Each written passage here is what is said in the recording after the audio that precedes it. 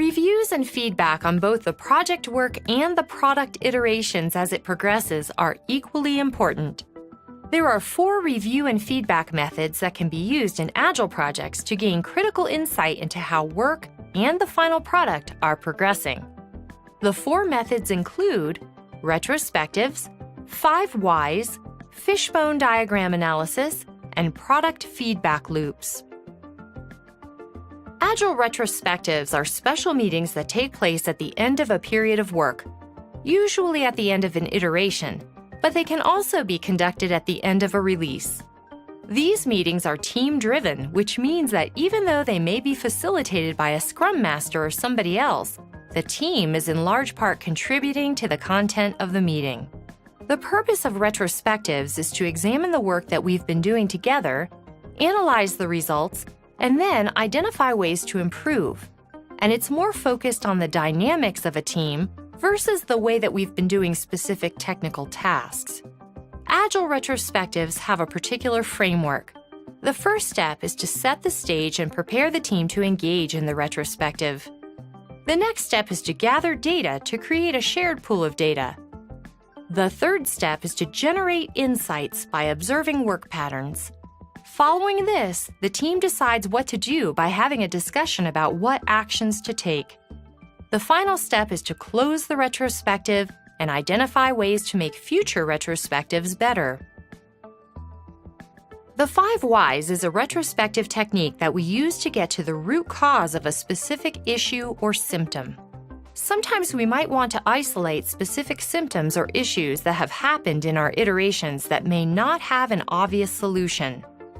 The goal of 5 whys is to clearly understand the situation at hand, maybe not necessarily to solve the problem, but to arrive at the real root cause of issues that are happening. The 5 whys is a powerful technique that's used outside of Agile projects as well, and it is a great way to get at the root cause of things that we may not understand at face value. One approach for conducting a 5 why session is first to display the problem statement, for example on a whiteboard. So we may say, "The build broke last night." Then we'll divide the team into separate groups with no more than 5 people per group. Individually, each group will answer why number 1 happened. So the first statement is, "The build broke last night." Each team will come up with an answer for why did the build break. The response will be numbered as number 2. We'll discuss number 2, put the one that seems the most common on the board, and then individually answer why number 2 happened, and so on, until we get to number 5. Whatever it is, at the end, we want to come up with 5 different answers for why, and drill down into and try to find the root cause for why number 1 happened. We'll characterize the chain of responses, and then we'll discuss and consolidate the chains into a single chain that we all agree is probably the most likely. A fishbone diagram is also known as an Ishikawa diagram, and it expands the reach of the 5 whys by allowing us to get into different categories of causes of issues that we're seeing in our projects. It helps reveal key relationships between categories of causes and the issues that we're seeing. It also provides additional insight in a very visual way. When constructing a fishbone diagram, the name of the problem or potential issue is entered at the right, and a line representing the backbone of the analysis is positioned to its left. Possible causes of the problem are drawn as bones coming off of the main backbone. Each of these will represent a particular cause category. Next possible causes are added to the main cause category bones of the diagram. The practical length is typically 4 or 5 levels. The completed diagram represents all the possibilities contributing to the potential root cause of the problem.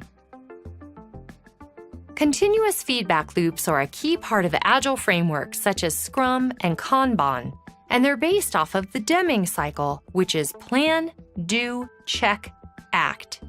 The Deming cycle was introduced by Dr. W. Edwards Deming. Dr. Deming made significant contributions to quality and the total quality management, or TQM, movement. Through continuous feedback loops, the Deming cycle allows us to continuously inspect our performance, our interactions, our teamwork, our process, and our progress, and the effectiveness of all these things and how we can continuously be improving. The first stage is plan. During this stage, a plan is created with the information we have now. The next stage is do. During this stage, part of the plan is implemented or executed. During the third stage, which is check, we measure performance, effectiveness, and so on. Finally, the fourth stage is act. During this stage, we take action, change course, and adapt based on what we've learned. In summary, there are 4 common methods for reviews and feedback for your Agile project: retrospectives, 5 whys, fishbone diagram analysis, and product feedback loops.